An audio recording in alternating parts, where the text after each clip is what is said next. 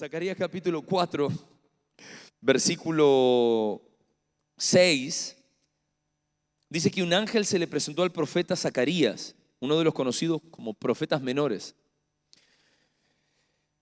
Y el ángel le dijo a Zacarías: esta es la palabra del Señor para Zorobabel. Fíjense que el ángel era un mensajero que venía a traer una dirección de parte de Dios. Y no era para Zacarías, era para Zorobabel. Ahora te voy a explicar quién era Zorobabel.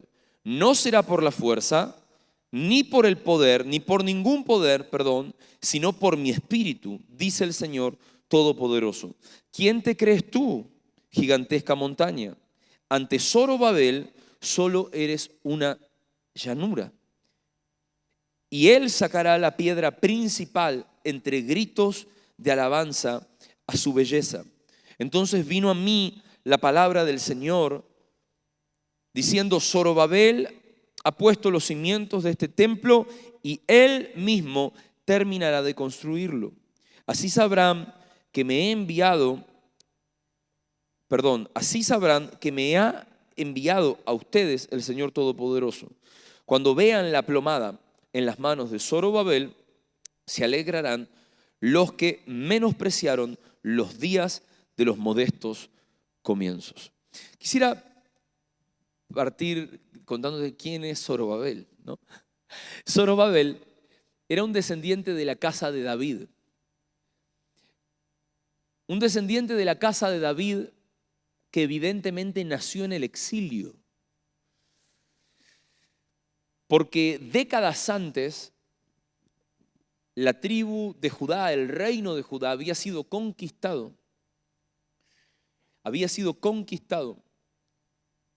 Y llevado toda su población, porque era una estrategia que tenían los babilónicos, era trasladar las poblaciones dentro del imperio y asentarlas en otro lugar para poder tomar posesión de esa tierra, y traían gente de su tierra a la tierra conquistada. Entonces lo que hacían era mezclar culturas para de alguna manera culturizar con su cultura, con sus ideas, etcétera, la tierra que estaban poseyendo, ¿no? Entonces, Zorobabel, cuyo nombre significa semilla de Babilonia, nació siendo descendiente de David, o sea, siendo descendiente del linaje real de los que gobernaron Judá. Nació en el exilio. Y para entender muy bien cómo Zorobabel termina siendo levantado como gobernante al ser descendiente de David, como gobernante de Judá, y termina siendo enviado con la misión de reconstruir el templo de Jerusalén, yo creo que no hay nada mejor que leer el libro de Esdras. Esdras es un libro histórico que cuenta cómo los exiliados del reino de Judá, el reino del sur, que habían estado en Babilonia por décadas, debido a una orden de Ciro, el emperador Ciro, son devueltos con una misión específica que era repoblar esa tierra y levantar el templo. Fíjense, vamos a leer Esdras, capítulo 1. Nosotros encontramos en el capítulo 1 de Esdras el decreto de Ciro. El decreto de Ciro. Versículo 1 al 3 dice: esto es lo que ordena Ciro, rey de Persia. El Señor, Dios del cielo, que me ha dado todos los reinos de la tierra, me ha encargado que le construya un templo en la ciudad de Jerusalén, que está en Judá. Por tanto, cualquiera que pertenezca a Judá, suba a Jerusalén a construir el templo del Señor, Dios de Israel, el Dios que habita en Jerusalén, y que Dios lo acompañe. También ordeno que los habitantes de cada lugar donde haya judíos sobrevivientes los ayuden dándoles plata y oro, bienes y ganados, y ofrendas voluntarias para el templo de Dios en Jerusalén. Este fue el decreto de Ciro, rey de Persia, pero fíjense que esto ya había sido profetizado 150 años antes por el profeta Isaías. Ustedes pueden ir al libro del profeta Isaías, en Isaías capítulo 44, versículo 28, en donde sin que existiera Ciro, sin que supiera nada, al profeta Isaías le es revelado el nombre de Ciro. Y dice este versículo, este capítulo 44, versículo 28 de Isaías: yo digo de Ciro, él es mi pastor, él cumplirá todos mis deseos. Dispondrá que Jerusalén sea reconstruida y que se pongan los cimientos del templo. ¡Qué locura!, ¿no? 150 años antes, Dios estaba revelando que levantaría a un rey pagano de una nación pagana que tendría el sentir de que Dios lo enviaba a construir un templo. Cuando Isaías está escribiendo esto, el templo de Jerusalén no había sido destruido. Jerusalén estaba en pie. Y 150 años antes, Ciro, sin saber nada de Isaías, por supuesto, porque imagínense, a ver, el imperio persa, Persia, Babilonia, todos estos imperios que se hicieron como una seguidilla, estaban todos conectados, ¿no? No tenían ni idea, Israel era uno de los tantos pueblos conquistados. O sea, no es que sabía quién era. Delante de lo que llegó a ser el imperio persa, el reino de Judá era nada. Era una tierra muy pequeña, podemos decir. Pero de pronto él siente que Dios lo enviaba a levantar este templo que estaba destruido y a repoblar esa tierra. Y acá aparece en escena Zorobabel. Acá aparece en escena Zorobabel, de alguna manera siendo un instrumento en las manos de Dios para cumplir un deseo del Señor. Y fíjense que Esdras dice en el capítulo 1, versículo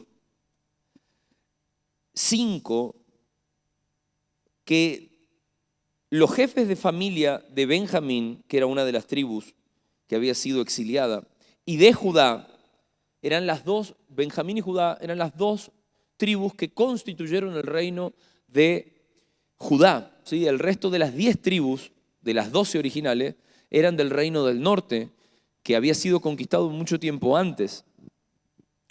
Dice, junto con los sacerdotes y los levitas, es decir, con todos aquellos en cuyo corazón Dios puso el deseo de construir el templo, se dispusieron a ir a Jerusalén.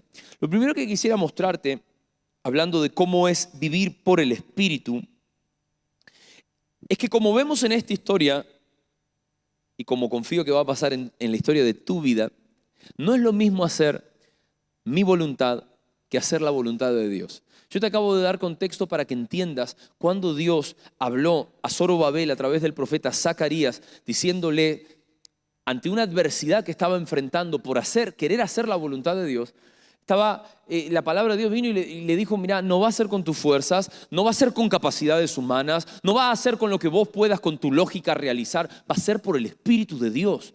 Él te va a capacitar, Él te va a dar la fuerza. Ahora, ¿qué estaba haciendo Zorobabel? Estaba intentando reconstruir el templo de Jerusalén. El deseo de reconstruir el templo de Jerusalén, ¿había salido simplemente de un decreto del rey Ciro? No, acabamos de ver que había sido profetizado 150 años antes y que era un deseo del corazón de Dios.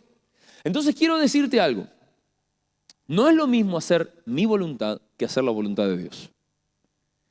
¿Cómo yo voy a poder decir que ante una adversidad, sea cual sea, que me toque enfrentar en la vida llevando adelante un proyecto, cómo yo puedo decir que voy a tener victoria y que por su Espíritu yo venceré?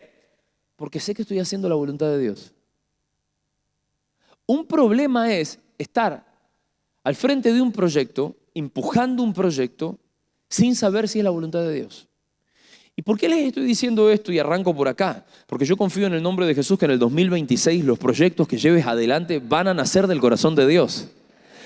Yo estoy cansado de escuchar que me pidan oración por proyectos que mira, no hace falta ni que le pregunte si Dios le habló. Es obvio que Dios no está.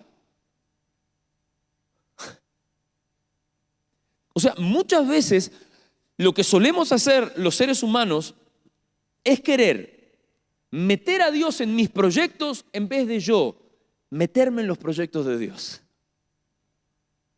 A ver, por favor, no te ofendás. No es que sea un problema tuyo, es un problema rehumano.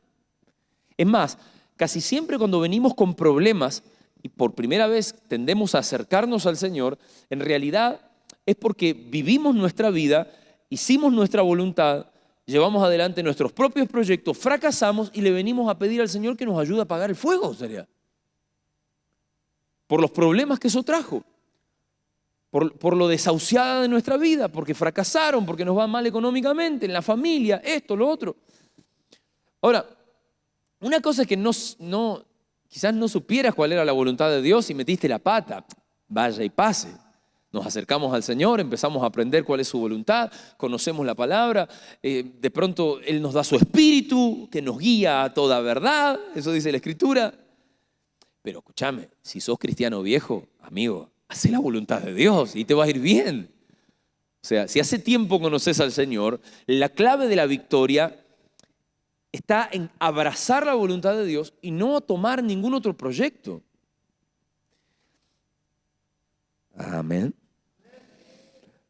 Entonces, cuando nosotros vamos a la historia de donde este ángel viene y trae palabra del Señor, animando a Zorobabel, en realidad la palabra de ánimo a Zorobabel viene porque Zorobabel, en el proceso de reconstrucción del templo, que había sido un deseo del corazón de Dios, estaba teniendo oposición, estaba enfrentando desafíos. Y ya voy a llegar acá, pero lo que quisiera que de arranque te quede claro, y lo vimos en el decreto de Ciro, lo vimos en el versículo del profeta Isaías 150 años antes, pero también en este versículo 5 de Esdras capítulo 1, fíjate, en aquellos en cuyo corazón Dios puso el deseo de construir el templo. Zorobabel y los que fueron de vuelta del exilio tenían un deseo que había sido puesto por Dios en su corazón. ¿Vos identificás cuándo estás haciendo la voluntad de Dios o cuándo no la estás haciendo?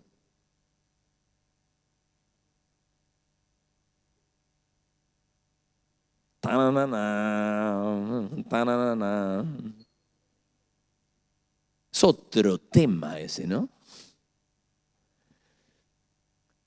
Porque si no sos como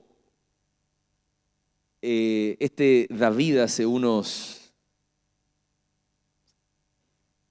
20 años atrás, que en realidad pensaba que sabía cuál era la voluntad de Dios.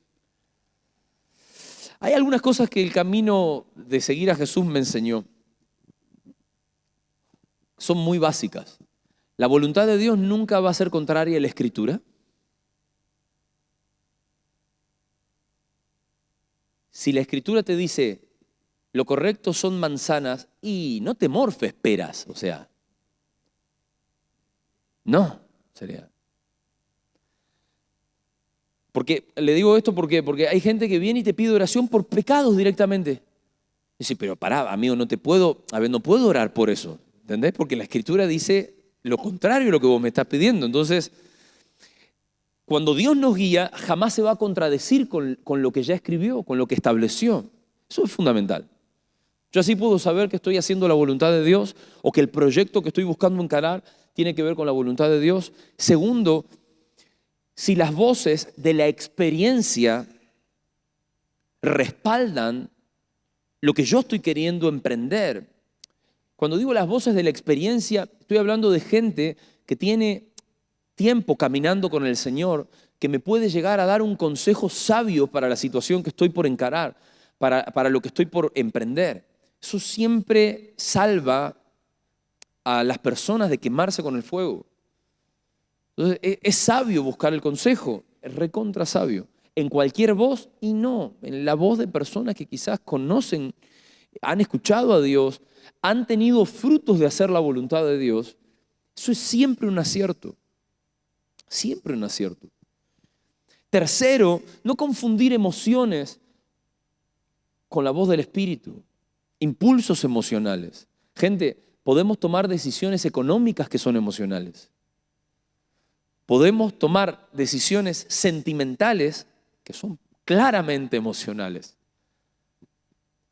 Tomamos muchas decisiones que la que habló fue el alma, no fue el espíritu. O sea, no fue por el espíritu. Y después queremos sí que el espíritu nos salve las papas, sería.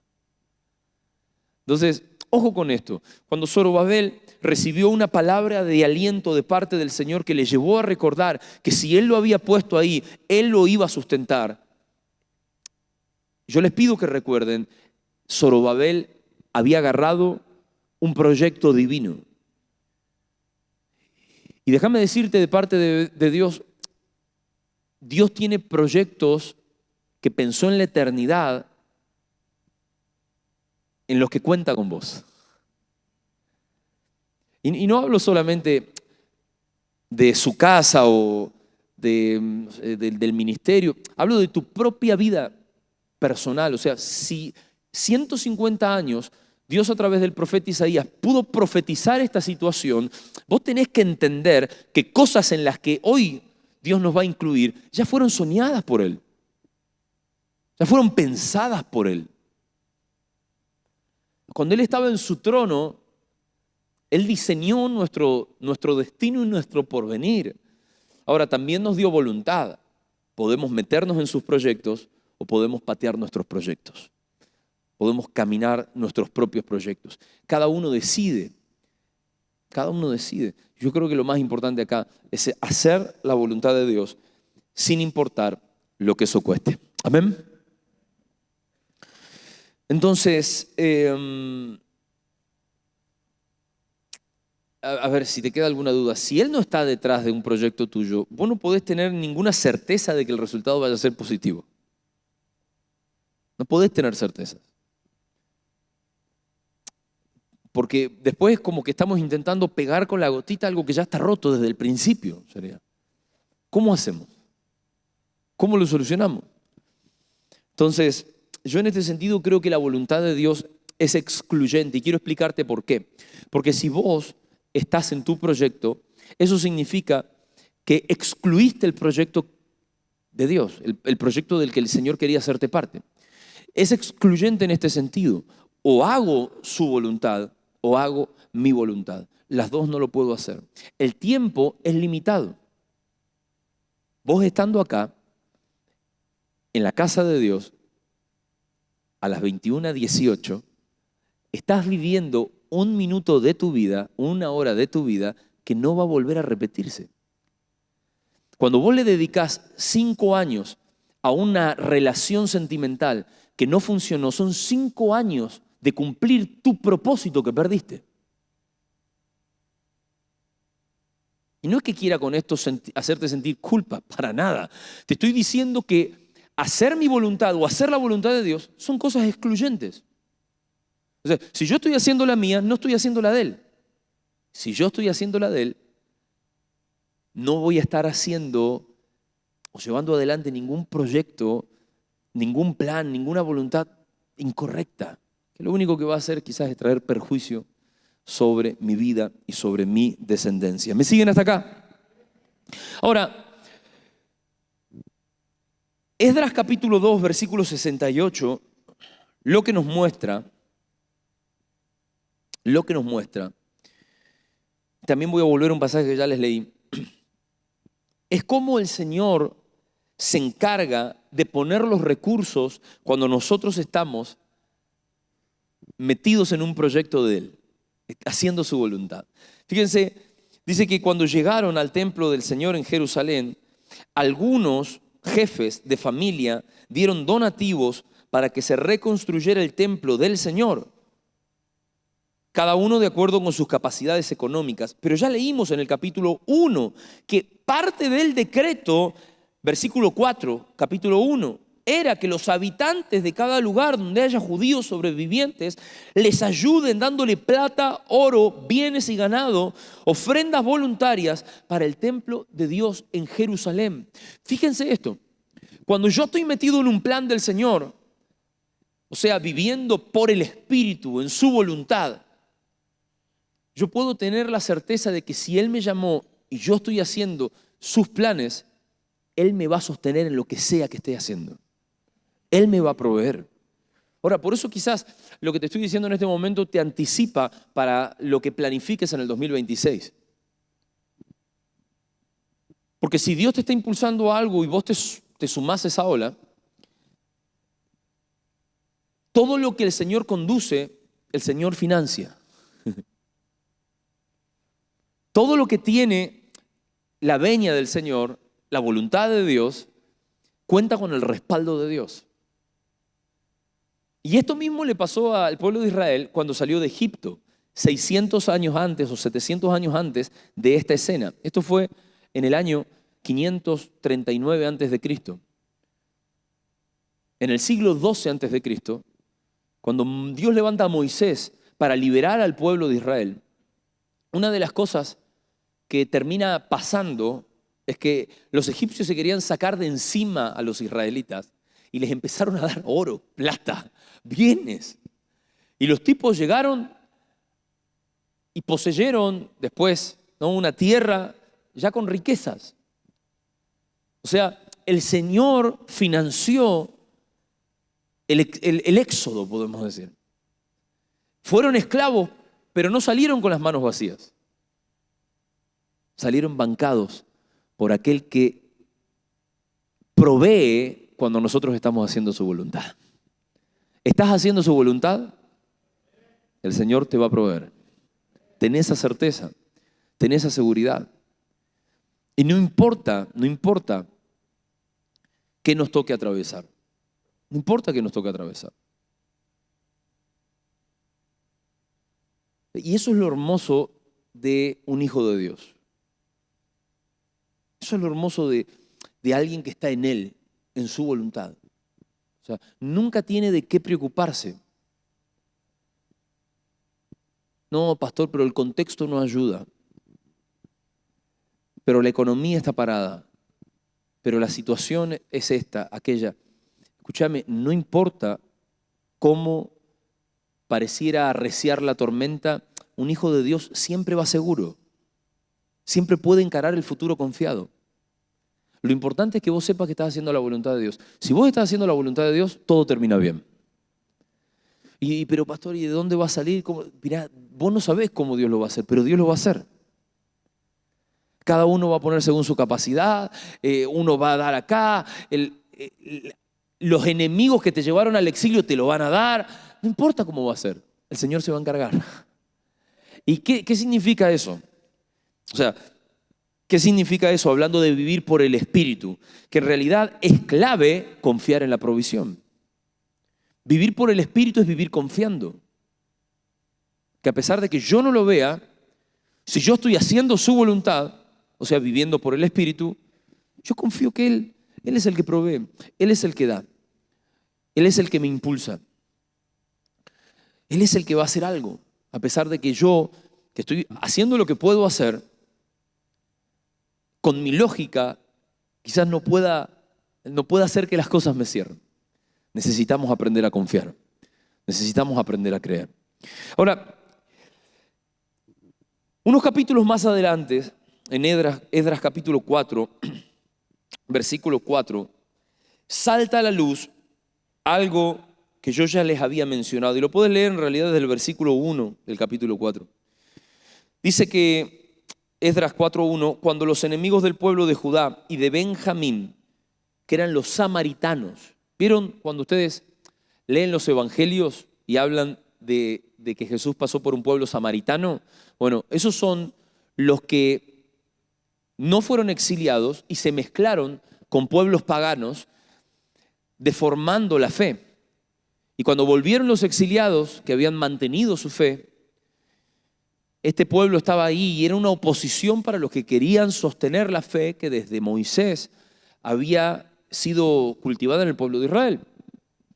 Dice que cuando los enemigos del pueblo de Judá y de Benjamín se enteraron de que los repatriados estaban reconstruyendo el templo del Señor, Dios de Israel, se presentaron ante Zorobabel y ante los jefes de familia y les dijeron: permítanos participar en la reconstrucción, pues nosotros, al igual que ustedes, hemos buscado a su Dios y le hemos ofrecido holocaustos desde el día en que Esarhadón, rey de Asiria, nos trajo acá. Fíjense que no eran de ahí, vinieron de otro lado. ¿Se entiende? No eran israelitas. Pero Zorobabel, Jesúa, que era el sacerdote, y los jefes de la familia de Israel les respondieron: no podemos permitir que ustedes se unan a nosotros en la reconstrucción del templo de nuestro Dios. Nosotros solos nos encargaremos de reedificar el templo para el Señor, Dios de Israel, tal como lo decretó Ciro, rey de Persia. Entonces, escuchen, los habitantes de la región comenzaron a desanimar e intimidar a los de Judá para que abandonaran la reconstrucción. Y dice la historia que acá Zorobabel frenó la marcha en esta tarea que el Señor le había encomendado, en este deseo que Dios había puesto. Lo que quiero decirte es, aunque vos decidas hacer la voluntad de Dios y estés viviendo por el Espíritu, no te tiene que extrañar que se levante oposición. Es más, voy a ser más claro, siempre que decidas hacer la voluntad de Dios, vas a enfrentar oposición. La oposición no es mala en sí misma, porque en realidad es uno de los tester que tiene el Señor para probar nuestra dependencia. Cuando hay oposición, queda en evidencia cuánto yo dependo del Señor. Porque cuando estamos hablando de que se levantaron enemigos del pueblo de Israel para frenarlos en esta tarea de levantar de nuevo el templo de Jerusalén, como era el deseo de Dios, pareciera que por un momento lograron intimidarlos. Lograron intimidar a Zorobabel, lograron intimidar al sacerdote Jesúa, lograron intimidar a los que habían abrazado este deseo que Dios mismo había puesto en su corazón. Y muchas veces eso mismo nosotros tenemos que enfrentar. Dios nos anima a hacer su voluntad, nos muestra cuál es el camino. Abrazamos un proyecto que viene de Él. Escuchen, no debemos bajar los brazos cuando se levanten vientos, cuando se levante enemigos, cuando se levanten personas a querer hacernos frente, cuando aún sintamos distintos tipos de luchas en el camino. Porque quizás te vas a preguntar, pero ¿por qué surge esto? O sea, si yo estoy haciendo la voluntad de Dios. Bueno, justamente porque estás haciendo la voluntad de Dios. Y el príncipe de este mundo, que no desea que los planes de Dios se establezcan sobre la tierra, sabe que si la voluntad de Dios se hace en nosotros y a través de nosotros, el reino de las tinieblas pierde. Y vos me vas a decir, pero ¿cómo? O sea, si yo hago la voluntad de Dios en mi vida, ¿las tinieblas pierden? Sí, en tu vida, en tu familia, en el trabajo, en la ciudad, en la iglesia. Siempre que la voluntad de Dios es hecha en un ámbito por un individuo, el infierno pierde y el cielo gana. ¿Cómo no se va a levantar oposición? Claro, lo que no nos damos cuenta es que al hacer la voluntad de Dios, estamos siendo parte activa de la guerra espiritual. Entonces, yo doy un paso al frente buscando obedecer a Dios en hacer su voluntad. Tengo que esperar el gancho por algún lado.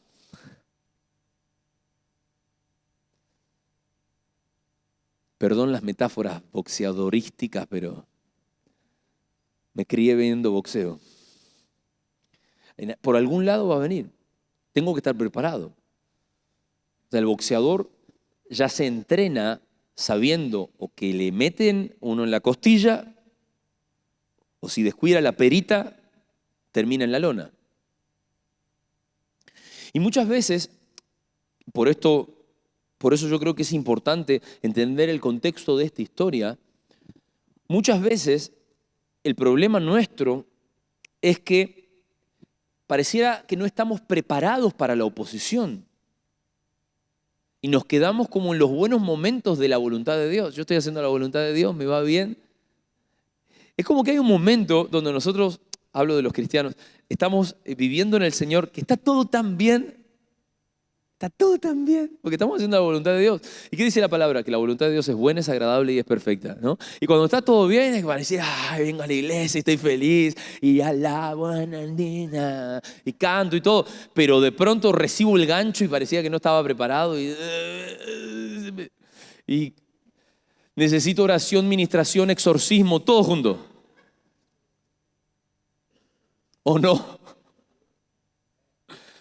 Pero si yo sé que en este mundo de aflicción, en realidad lo que voy a estar haciendo cada vez que, o sea, siempre que el Señor a mí me encuentra haciendo su voluntad, lo que voy a estar haciendo en realidad es ir y zapatear en un hormiguero, ¿entendés?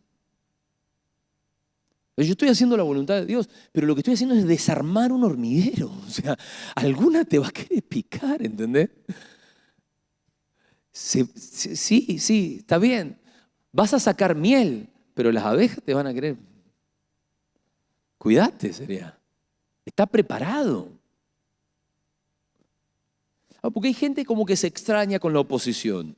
No te tiene que extrañar nada. Lo que sí tenés que hacer es que en el momento de la oposición necesitas depender. Necesitas depender. Amén. Y pastor, ¿y no es mejor que Dios nomás impida la oposición? A ver, ¿cómo te cuento esto? ¿Cómo te digo esto? Yo te he hablado muchas veces, no sé, lo he escuchado a todos los pastores acá, a mi papá, hablarte de Pablo, ¿no? Que fue tan exitoso en hacer la voluntad de Dios. Pero el tipo tuvo oposición por todos lados. Vos cuando lees 2 de Corintios, capítulo 11, y lees cómo él relata el nivel de oposición que tuvo que enfrentar, vos decís, che, pero a mí no me pasó nada nunca en la vida, sería. Soy virgen de problemas. Literal, ¿no? Estás atravesando lo peor, porque al tipo le dieron de vara, le dieron de piedra. Los compatriotas que lo querían matar, los supuestos hermanos en Cristo eran falsos. O sea, le pasó de todo al tipo, ¿entendés? De todo. Ahora, si él atravesó oposición, escuchá, si tu Señor Jesucristo, por hacer la voluntad del Padre, tuvo oposición, ¿qué te queda a vos? ¿Entendés? ¿Qué me queda a mí? ¿Cómo no voy a atravesar? Lo único que tengo que hacer es estar listo. Estar listo para la oposición.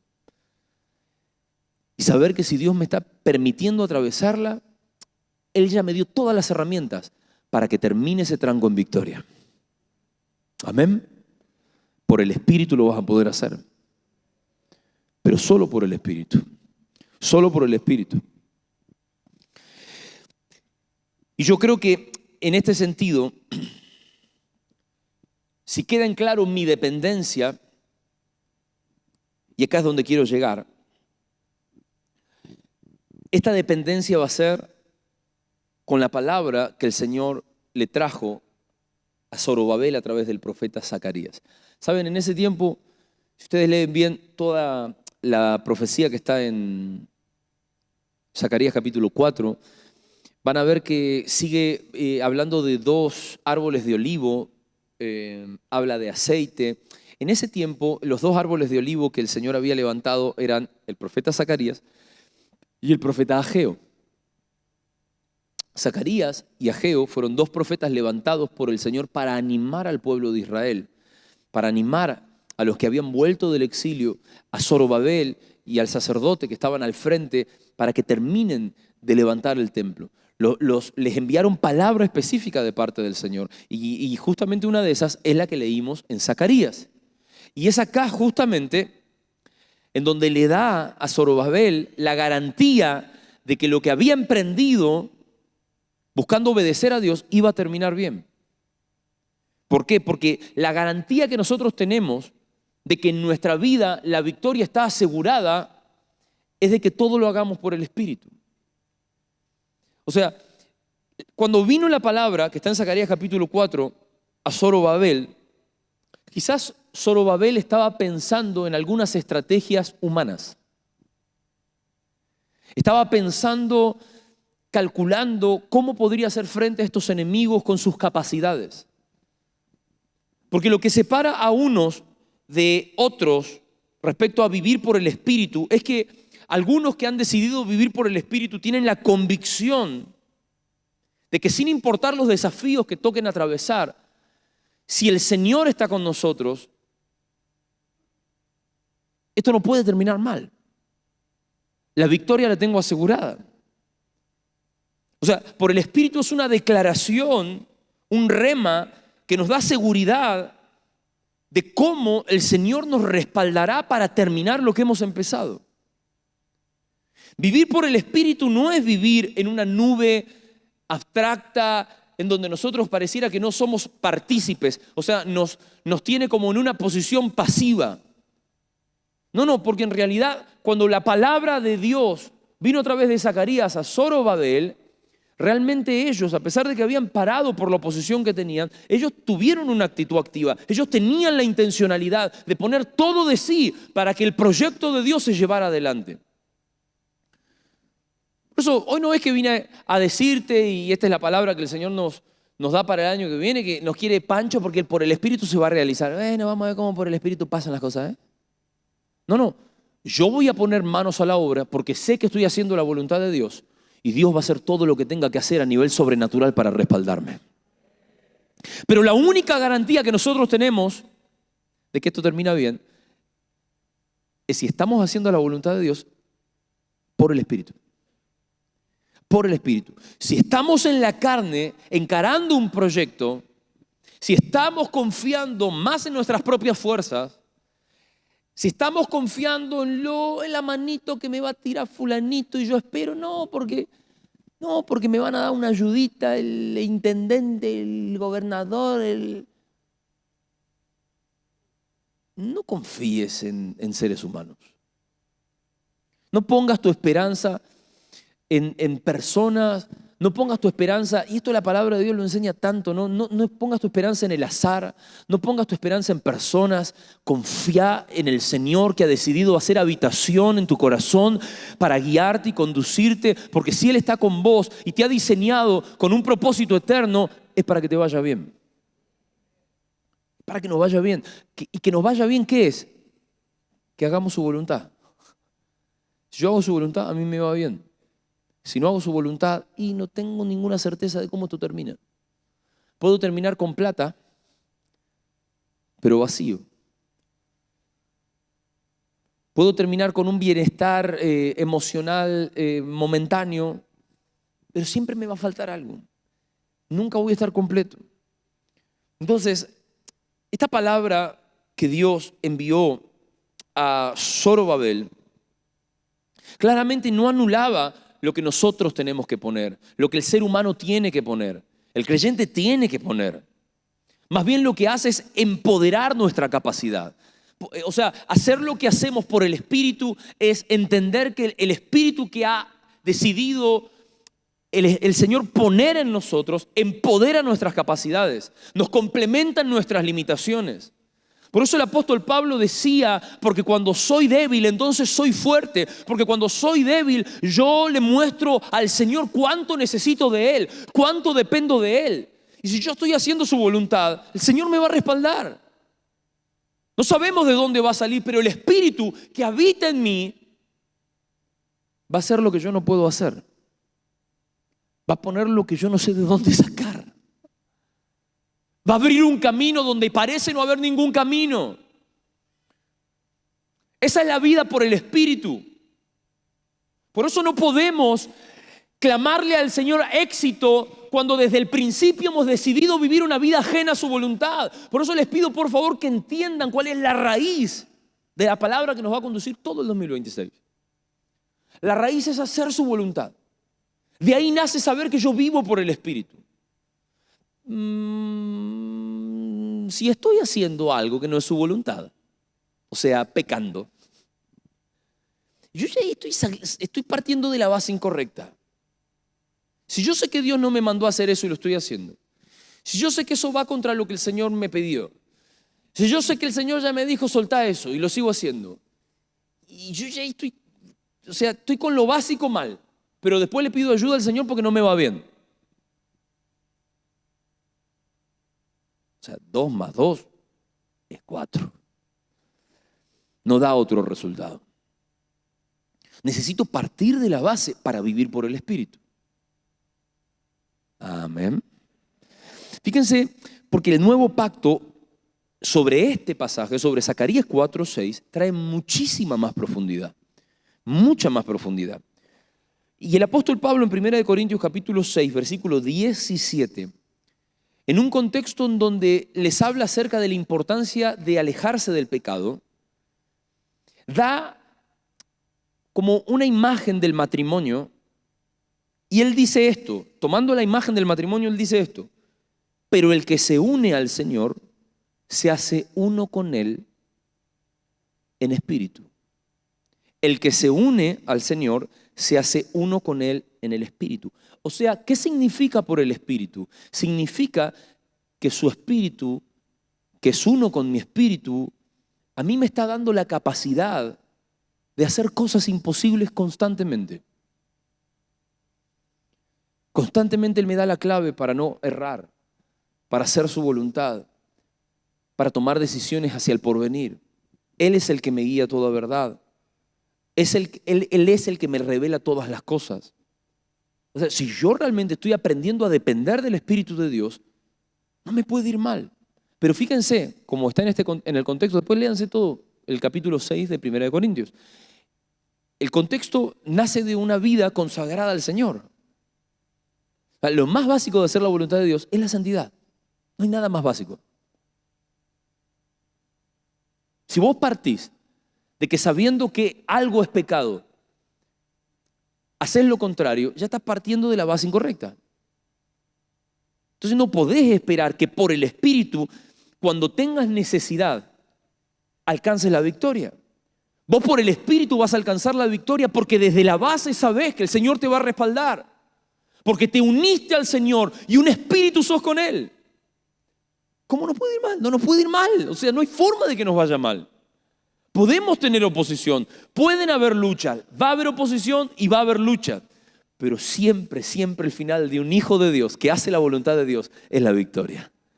No hay otra chance para vos. En el nombre de Jesús.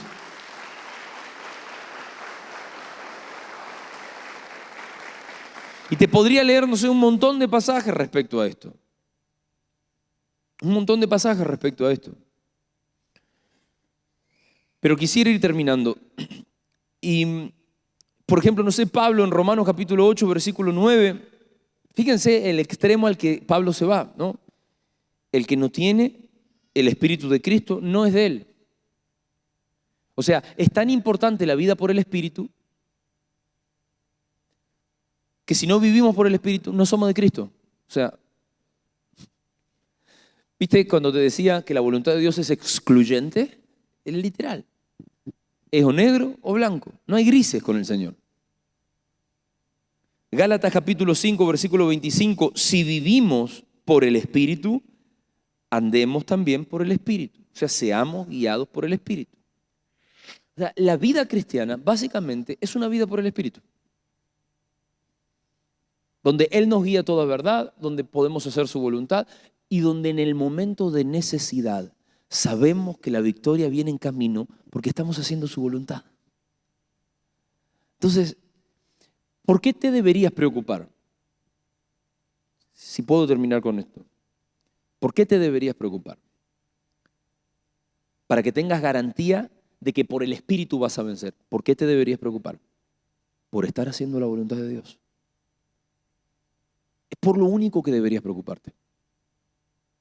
Es por lo único. No, pastor, pero no entiende porque yo tenía necesidad y por eso robé. No, pero no entiende porque por el tema de era difícil 2 alquileres, nos juntamos.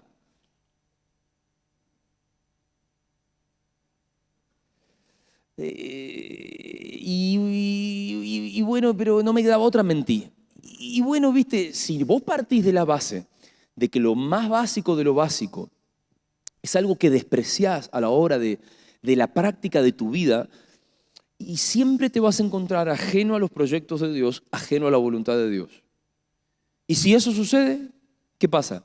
Y el Espíritu en el momento de la necesidad no va a poder socorrerte, no va a poder sostenerte. Pero si vos estás en la voluntad de Dios, si vivís por el mismo Espíritu que te impulsó a hacer la voluntad del Padre, es el que te va a sostener y te va a socorrer en los momentos de necesidad. Y aunque se levante, mirá, lo peor que se quiera levantar contra vos, te difamen, hablen mal de vos, se levante oposición de cualquier tipo, el Señor te va a respaldar. Amén. Alguno que vaya a vivir en el 2026 por el Espíritu, amén. Así va a ser en el nombre de Jesús. Ponete de pie conmigo.